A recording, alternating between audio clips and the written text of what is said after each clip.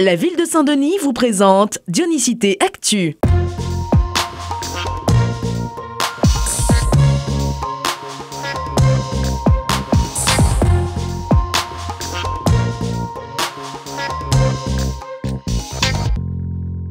Offrir la possibilité à des personnes en contrat précaire de se former, c'est ce que fait la mairie de Saint-Denis. Elle a initié un projet innovant en partenariat avec le CNFPT, Pôle emploi et l'organisme de formation à ATI. La mairie permet ainsi à 15 agents en parcours emploi compétences exerçant la fonction d'ATSEM de préparer un CAP petite enfance, une chance pour ces personnes éloignées de l'emploi. J'ai pas de diplôme, j'ai pas des expériences. J'ai juste eu un contrat de 1 an PEC l'année dernière.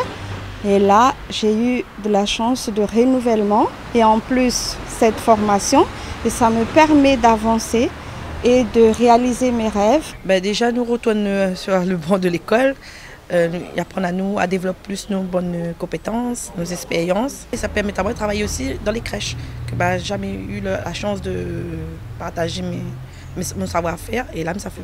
Confrontée à une carence de personnel qualifié dans le domaine de la petite enfance, la mairie de Saint-Denis s'est engagée dans une démarche d'insertion et de réduction des inégalités auprès des demandeurs d'emploi sur son territoire. C'est très important que pendant ce parcours de 11 mois, nous puissions proposer à des personnes en insertion, aux personnes qui bénéficient du PEC, de pouvoir, au bout de leur parcours, même au-delà, d'avoir un diplôme. C'est une action de revalorisation des personnes, c'est une action qui permet aux personnes de se projeter dans l'avenir. Les 15 agents PEC se préparent ainsi pour l'examen CAP Petite Enfance, prévu en juin 2021. En plus de cette formation, la ville permet à une trentaine d'agents de passer le CAP Cuisine et le CAP Entretien des locaux.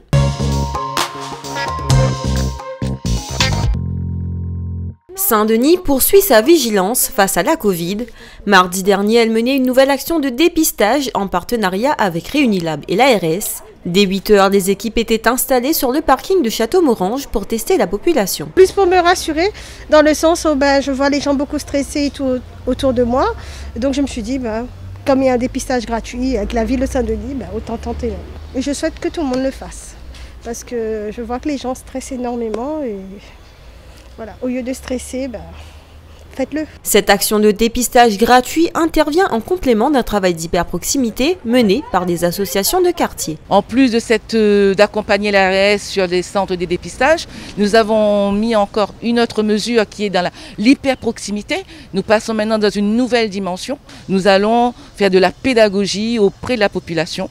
Tous les jours, il y a des équipes du CAP, de la FEDEP ou des associations qui vont vers les gens pour leur expliquer pourquoi on porte le masque, comment le porter, comment l'entretenir. Donc nous allons dans cet état d'esprit-là faire de la pédagogie et aussi rassurer la population. Les opérations de sensibilisation se poursuivent un peu partout sur le territoire dionysien. Quant au dépistage gratuit, restez connectés sur le site saintdenis.re pour être informés des prochaines dates.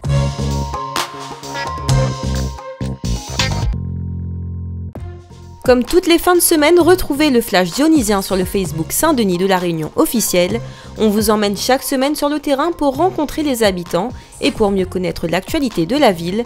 Alors restez connectés. Votre dionicité est à présent terminée. Rendez-vous mercredi prochain pour un nouveau numéro. Bon week-end et à bientôt!